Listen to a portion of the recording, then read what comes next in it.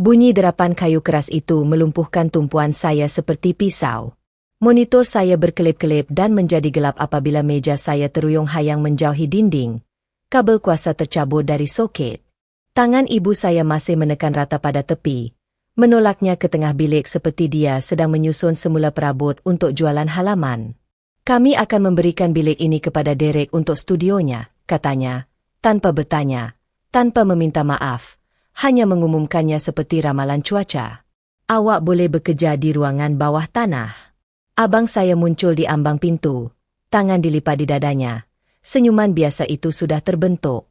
Awak akan baik-baik saja di sana, kan? Kurang gangguan. Kata-kata itu hinggap di dada saya dan kekal di sana. Sejuk dan berat.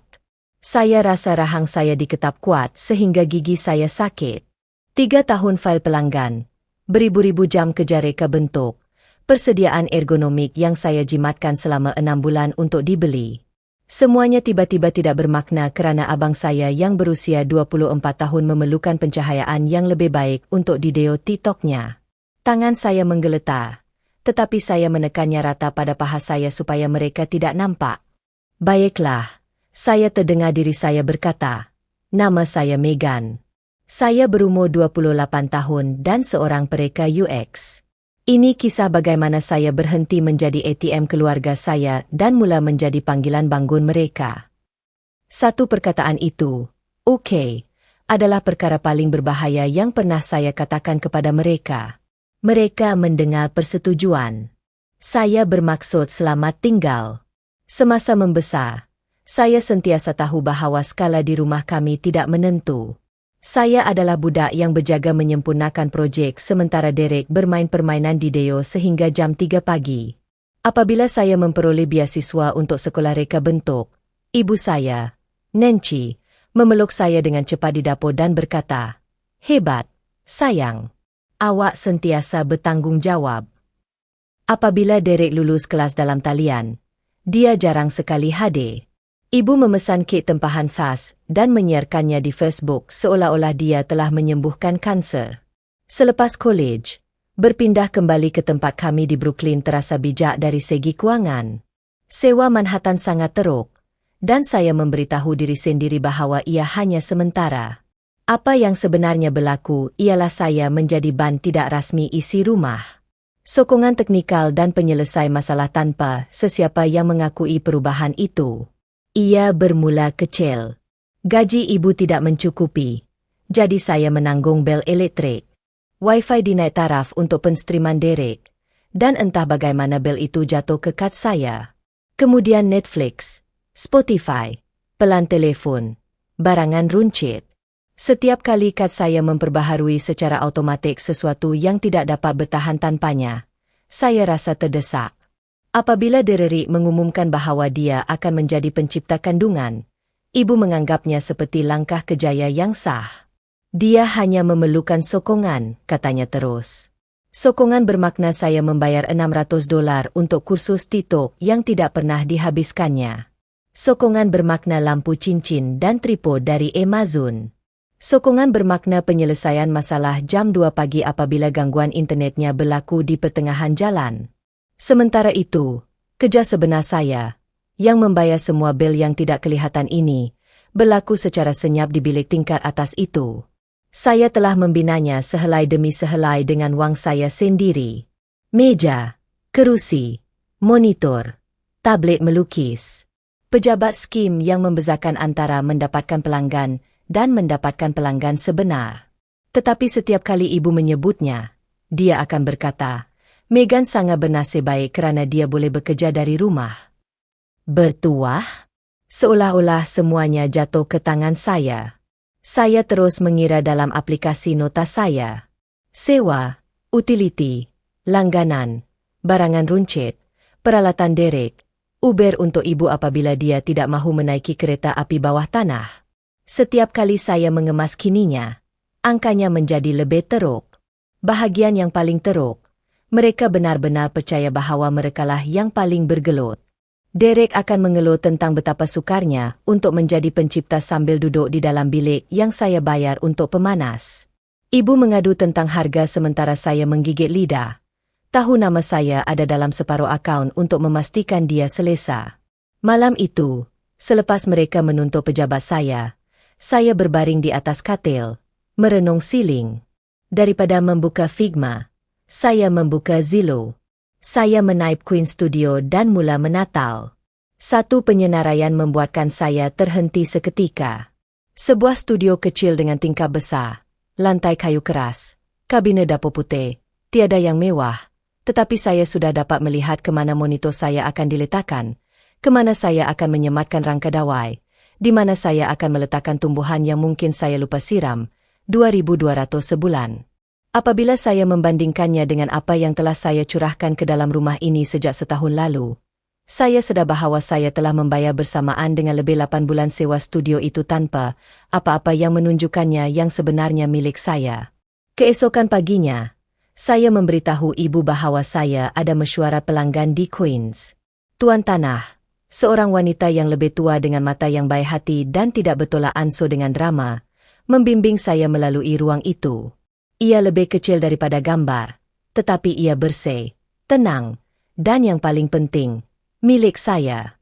Apabila dia menghulurkan pajakan di kaunter dapur apartemen, tangan saya menggeletar. Setiap ketakutan melanda serta-merta. Bagaimana jika kerja menjadi kucar kacir? Bagaimana jika ini tidak bertanggung jawab? Bagaimana jika mereka membenci Anda? Kemudian satu lagi fikiran terlintas di fikiran. Mereka sudah melayan Anda seperti Anda berhutang nyawa kepada mereka, dan mereka masih tidak teragak-agak untuk menghalau Anda keluar. Saya menandatangani $6.600 bulan pertama, bulan lepas, dan deposit keselamatan hilang dari akaun saya dalam satu klik. Ia menyakitkan, tetapi ia terasa bersih. Ini tidak membuang wang ke dalam lubang yang tidak berdasar. Ini membina sesuatu untuk saya.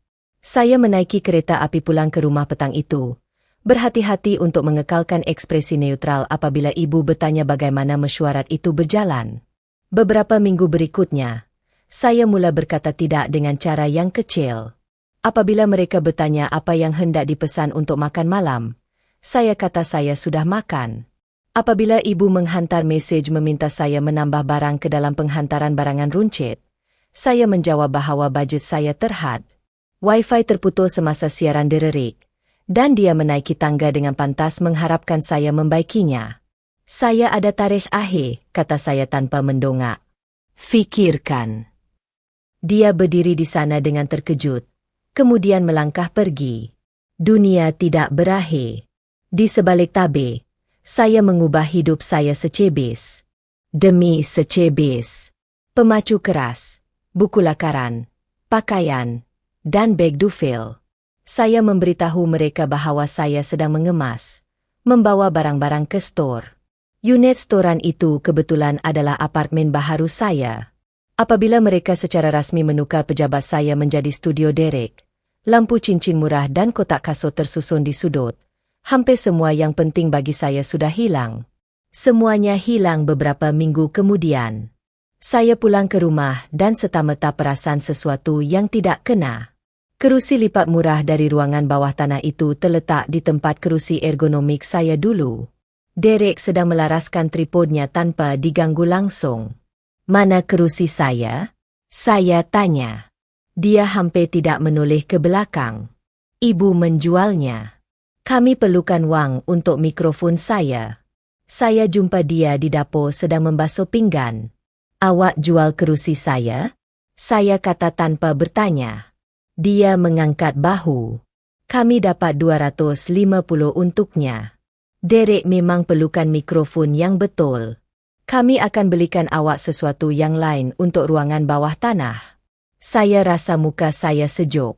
Kerusi itu bukan perabot sembarangan. Saya belikannya dengan bonus saya selepas berminggu-minggu sakit belakang.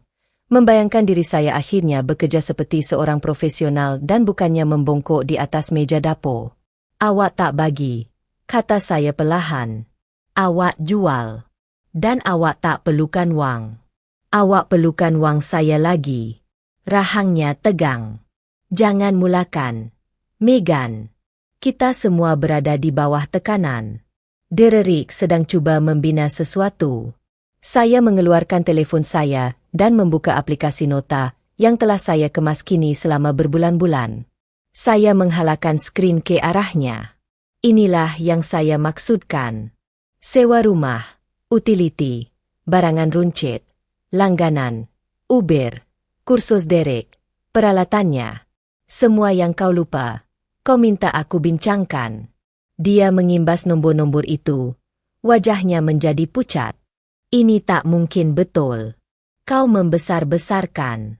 Tangkapan skrin, penyata bank, risit, setiap baris. Direri menjenguk masuk. Apa yang berlaku?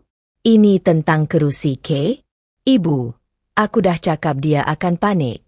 Aku berpaling kepadanya. Kau ingat aku berdrama? Kau jual kerusi aku untuk dapatkan mikrofon. Mikrofon. Aku pasti kau harap aku bantu bayar bila ada masalah. Dia menjulingkan matanya. Relax. Kita keluarga. Kita kongsi. Ketawa terbahak-bahak terlepas dari ingatanku. Kau betul. Pejabat itu hanyalah sebuah bilik. Bilik tempat aku bekerja. Menjaga keluarga ini. Sementara kau bermain sebagai influencer dan ibu berpura-pura wang ajaib muncul setiap bulan. Ibu masuk campur. Itu sudah cukup. Kau sentiasa bertanggung jawab. Kau boleh uruskan lebih banyak. Skim skripnya. Kau boleh uruskan lebih banyak. Terjemahan. Kau akan uruskan lebih banyak kerana kami tidak mahu. Tidak. Saya kata begitulah keadaannya dulu. Saya akan berpindah hujung minggu ini. Bilik itu menjadi sunyi. Ibu ketawa pendek dan tidak percaya. Jangan mengarut. Kemana awak nak pergi? Saya ada kontrak pajakan. Saya akan berpindah hari Sabtu.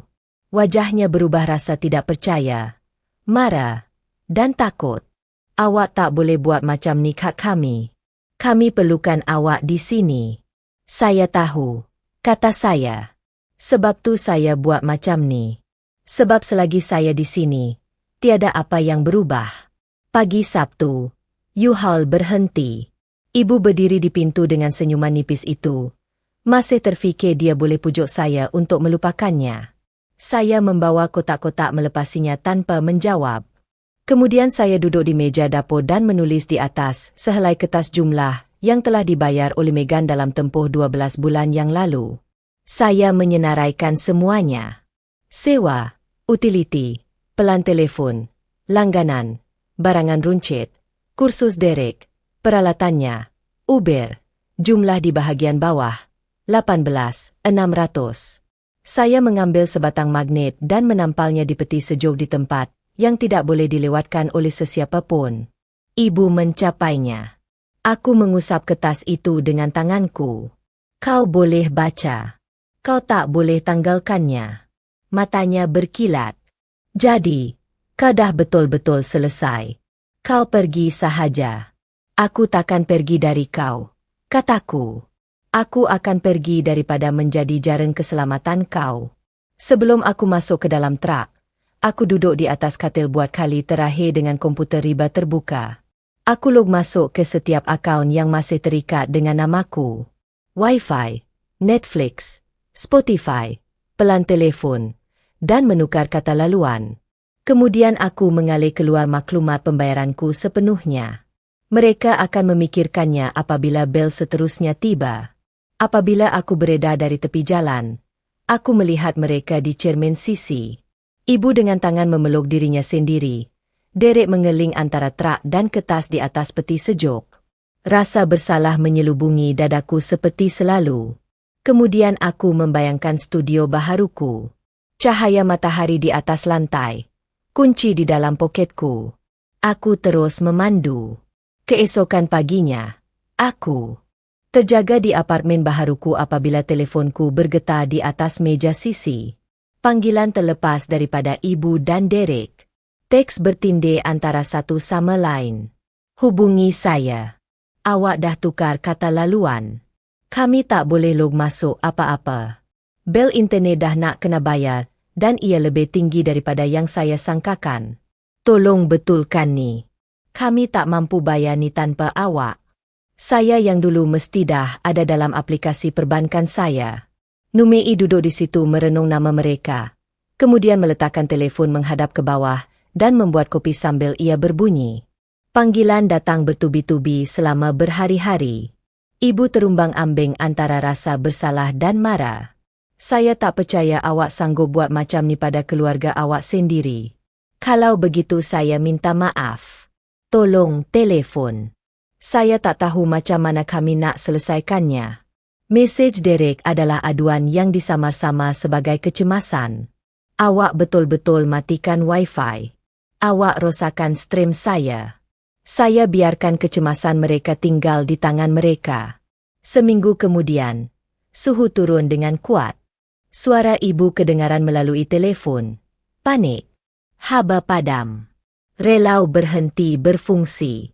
Tukang baiki mahu $400 hanya untuk melihatnya. Kami tak ada apa-apa. Tolong. Saya yang dulu mesti dah menaip nombor kad saya.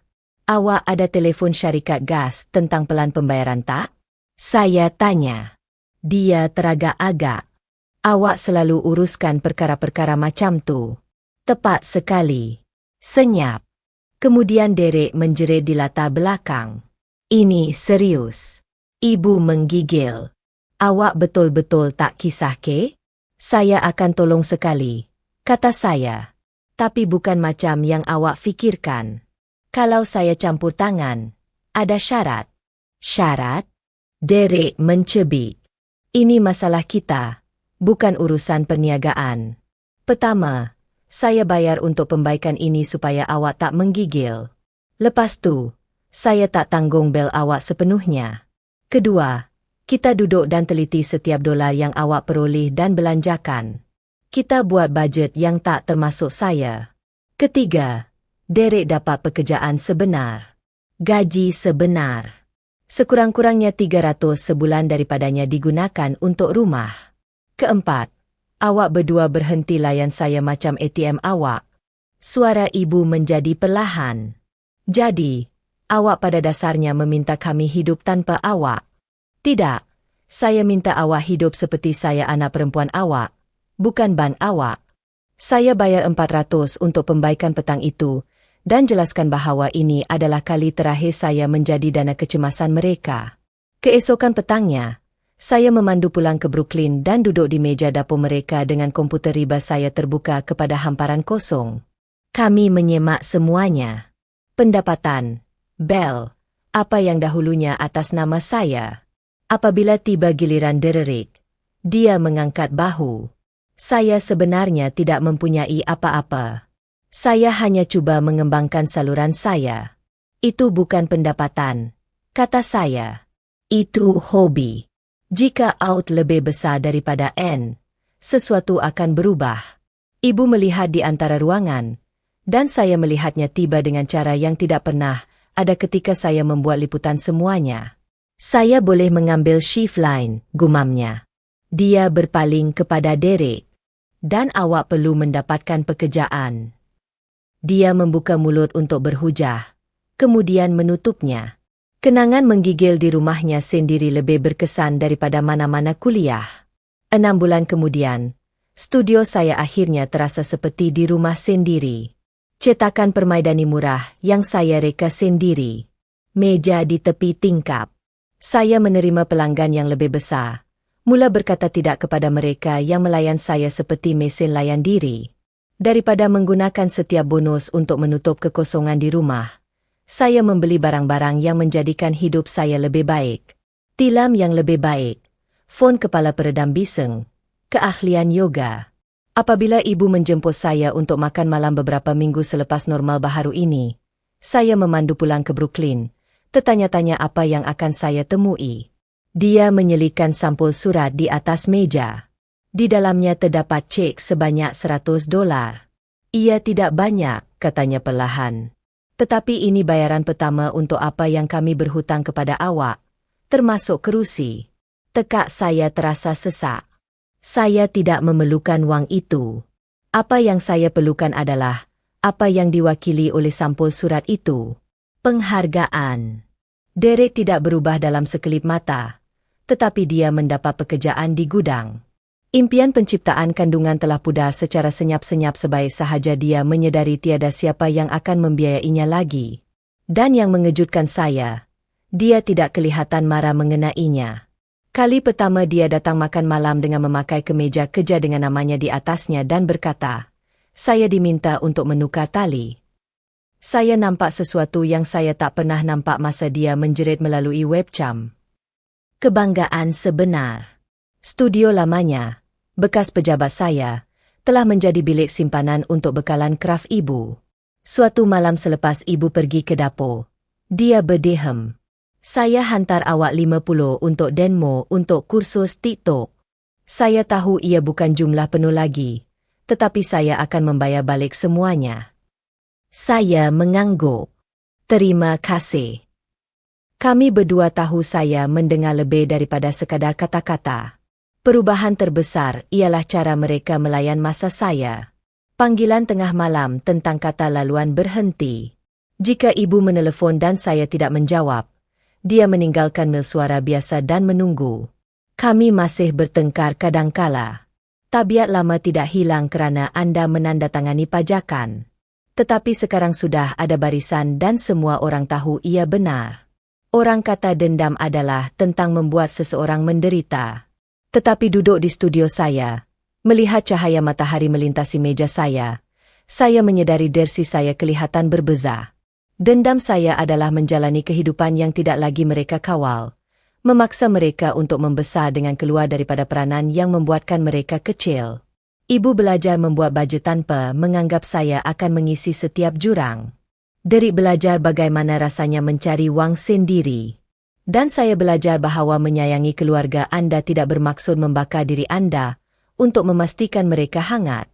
Jika mana-mana perkara ini kedengaran biasa, jika Anda orang yang semua orang panggil dahulu dan terima kasih terakhir, tanyakan kepada diri sendiri soalan yang saya elakkan selama bertahun-tahun. Apa yang sebenarnya akan berlaku jika Anda berhenti membetulkan semuanya? Bukan untuk menghukum sesiapa, hanya untuk akhirnya memilih diri sendiri. Anda mungkin terkejut dengan siapa yang runtuh, siapa yang melangkah, dan siapa yang akhirnya belajar untuk berdiri tanpa bersandar pada Anda. Sebelum Anda pergi, berikut adalah bonus ringkas kerana terus bertahan. Jika Anda suka belajar dan berkembang seperti saya, Anda perlu mencuba buku audio. Saya mempunyai tawaran eksklusif dengan Audibly. Bulan pertama Anda adalah percuma sepenuhnya. Itu adalah akses kepada lebih 500,000 judul, tanpa kos kepada Anda. Semua butiran menunggu dalam penerangan. Jangan terlepas yang ini.